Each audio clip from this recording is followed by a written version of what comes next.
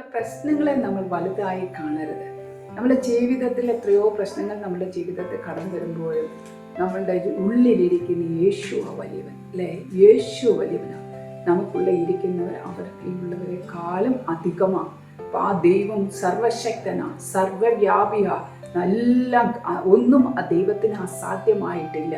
ജീവനുള്ള ദൈവം യേശു നമ്മുടെ പ്രശ്നങ്ങൾക്ക് പരിഹാരിയാണ്. നമ്മുടെ പ്രശ്നങ്ങൾക്ക് പരിഹാരിയായ യേശുവിൻ്റെ മുമ്പിൽ നമ്മൾ മുഴക്കാൽ മടക്കുമ്പോൾ ദൈവം സകലത്തെയും അറിയുന്ന ദൈവം സകലത്തെയും ചെയ്യേണ്ട പോലെ ചെയ്യും. ഓരോന്ന് സിറ്റുവേഷൻസിനെ മാറ്റുവാൻ കഴിവുള്ള കർത്താവ് നമ്മളെ ഓരോ സാഹചര്യങ്ങളിലും ദൈവത്തിനറിയാൻ നമ്മളെ എങ്ങനെ അനുഗ്രഹിക്കണം, ആ പ്രശ്നത്തിൽ നിന്ന് നമ്മളെ വെളിക്കൊണ്ടുവരാൻ ദൈവത്തിന് അറിയാം. ആ ദൈവത്തിൽ നമ്മൾ കൂടുതൽ ആശ്രയിക്കണം. അപ്പോസ്തല പ്രവൃത്തിയിൽ നമ്മൾ 9-ാം അധ്യായത്തിൽ നമ്മൾ വായിക്കുന്നത് 36 തുടങ്ങി 43 വരെ അവിടെ തബിത എന്ന് പറഞ്ഞ ഒരു സ്ത്രീയെ കുറിച്ച് നമ്മൾ വായിക്കുന്നുണ്ട്.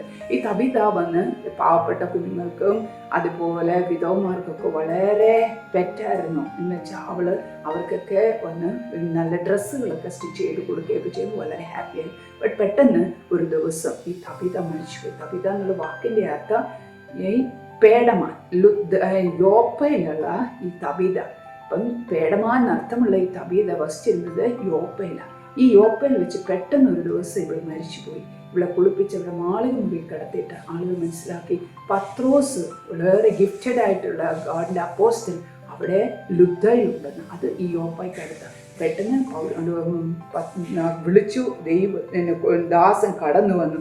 പത്രോസ് കടന്നു വന്നിട്ട് എന്ത് ചെയ്തിരിക്കുന്നു, ഈ തബീതയെ കുളിപ്പിച്ച് കിടത്തിയിരിക്കുന്ന മാളിക മുറി വന്ന് ദൈവസന്നിധി തൻ്റെ ഹൃദയത്തെ ദൈവത്തോട് അറിയിച്ചു. ദൈവമേ, ഈ അവസ്ഥയായി ഇവിടെ എല്ലാവരെയും റൂമിൽ നിന്ന് വെളിയിൽ വിട്ടിട്ട് ഈ കണ്ണീരോടിരിക്കുന്ന ജനത്തിൻ്റെ എല്ലാ ഭാരങ്ങളെയും കണ്ടിട്ട് ദൈവസന്നിധി മടക്കി പ്രാർത്ഥിച്ചു, കർത്താവെ സഹായിക്കണമേ.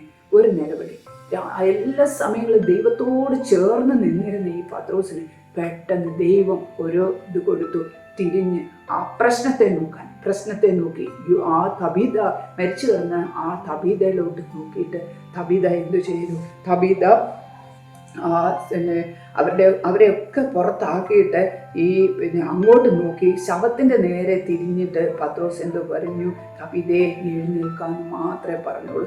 അവൻ പെട്ടെന്ന് കണ്ണു തുറന്ന് പൗലോസിനെ കണ്ടു. അവളെ പെട്ടെന്ന് തൻ്റെ മറ്റുള്ള കൂട്ടുകാർക്കെല്ലാം ഈ പത്രോസ് ഏൽപ്പിച്ചു. അപ്പം നമ്മുടെ പ്രശ്നങ്ങളെ നമ്മൾ വലുതായി കണ്ട ഉടനെ കരഞ്ഞു പിടിച്ച് ബഹളം ഉണ്ടാക്കിയിട്ട് കാര്യമില്ല.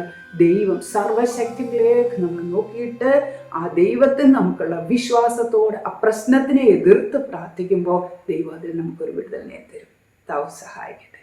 ആമേൻ. God bless U.